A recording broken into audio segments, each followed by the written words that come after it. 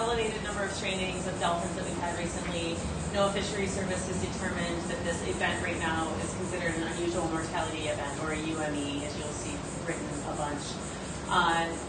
That they have to meet several different pieces of criteria in order for that to be declared. We have met that by having far more strandings than we normally have in time and space, and with this incident of red tide. So part of the determination came from 10 of our dolphins that we have responded to of the 17 have already been analyzed, and all of those 10 animals, 10 dolphins that washed them dead were positive for the red tide toxin, toxin. So that led to their cause of death. That was part of what determined or caused the National Marine Fisheries Service to determine this a UME, or an unusual mortality event.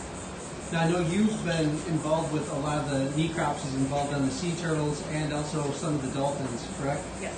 What is your responsibility going to be as one of the team leaders for the NOAA team? Yes, I've been designated as the on-site coordinator, so I'll be working really closely with the investigative team to determine what sorts of sampling we can even do, what other experts we need to bring in, and kind of pulling together all the data from not only us, but all of our partners as well, with the FWC that's responding down south and up north of us, as well as Clearwater and our other partners along the Gulf Coast. So. You put this in perspective as to the number of dolphin strandings, because there's been 50, and I believe in the past there's actually been considerable larger amount.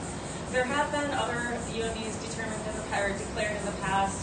One of the largest ones was in 2004, 2005. They determined that 190 dolphins, homeless dolphins, died due to red tide during that event. So this isn't unprecedented. We've had these sort of events before, so we'll take what we've learned from those and add it to what we learned from this and try to put together a better picture. Does this declaration trigger something happening?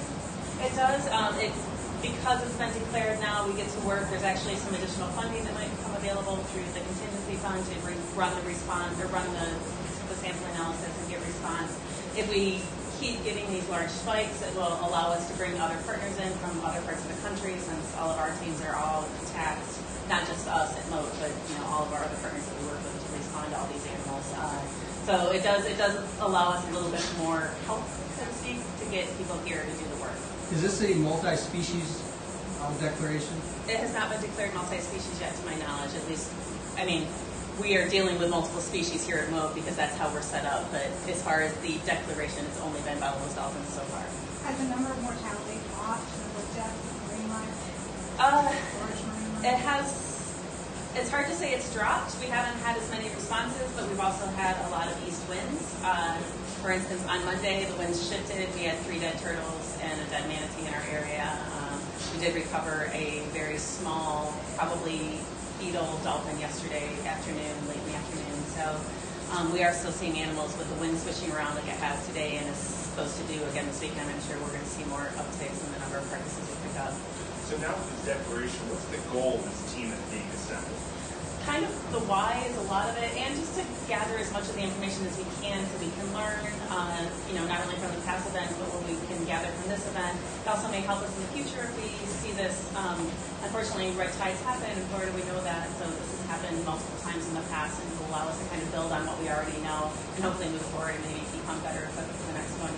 Kind of a loaded question. Is there anything that can be done to prevent things like this in the future? That is a loaded question. I don't know. I mean, not to my knowledge.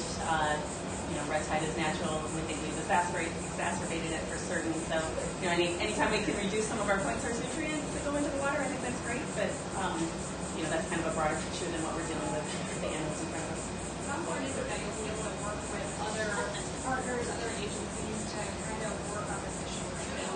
I think it's always helpful when, we can't do science in a bubble, so the more people we can bring to the table and the more sort of points of view and different science that we can bring, we can ask more questions. I'm not an expert on a lot of this stuff. I can collect the samples and send them out to people that know more about those different facets. So I think anytime we can collectively come together and work together to learn, the better the outcome's going to be. Who else is being included in the investigation? We're still building the team right now. I know Dr. Randy Wells is brought in as part of, he has a very good handle on our wild bottlenose population here, as well as partners from NOAA Fisheries Service. I don't even remember all of the different agencies and institutions that are part of the working group. It's a huge team. Does this UME have a geographic region or an area it covers? Right now it's Central West Florida, and that's part of what we'll have to determine as we move forward. Gretchen, do you think the worst is over? I am scared to predict anything. We know the bloom's still out there. Again, with that change in the wind, it was pushing it offshore some, but you know, as the winds change, I think animals are still going to become affected as long as the bloom is active. Now, in a typical year without red tide, I mean, you know, let's say common sea live dolphins washed up. I mean, like, you know, obviously this is unusual for a reason. So what is a normal number? So, for instance, at Mote, our annual average over the last 10 years has been about 10 dolphins a year. We've picked up 17 bottlenose dolphins since August, as well as the 3 whales that we had here, the 2 from Thorold and the 1 that we got from Longboat. So having 17 in 6 weeks compared to, you know, the 10 that we got a year, I mean, that right there is one of the main criteria that allows this declaration to happen. So, and I mean, our turtle numbers, we've had 182 since July 1st. And I think, according to FWC, they've attributed at least 103 of those of ours that we picked up to red tide. What is the I guess the atmosphere, morale like with the team that you're working with? Because you guys went through the pygmy whales and the melonhead whale recently, and that it sounds like a tough emotional. It is. I mean, it does get emotional. We strive to learn as much as we can, but it's hard to completely separate your emotions from what you see when you're dealing with all these animals. For sure, I think. You know, we have an amazing team here, and we're pretty resilient, and we keep bouncing back because we want to keep learning, and we want to keep making sure these animals aren't dying in vain. We want to do as much as we can from every animal that comes across our table, whether it be dead or alive, so that we can learn as much and help the ones that are still out there. So while it does take its toll, I think all of us have gotten fairly good at putting on that hat, that science hat, and then, you know, we deal with the emotional side on our own time. Are bottlenose dolphins federally protected? They are protected. All marine mammals are protected. They are not considered threatened and endangered, at least here. So, but they are federally protected, yes. Thank you, Gretchen. Thanks, guys. Thank you, Gretchen.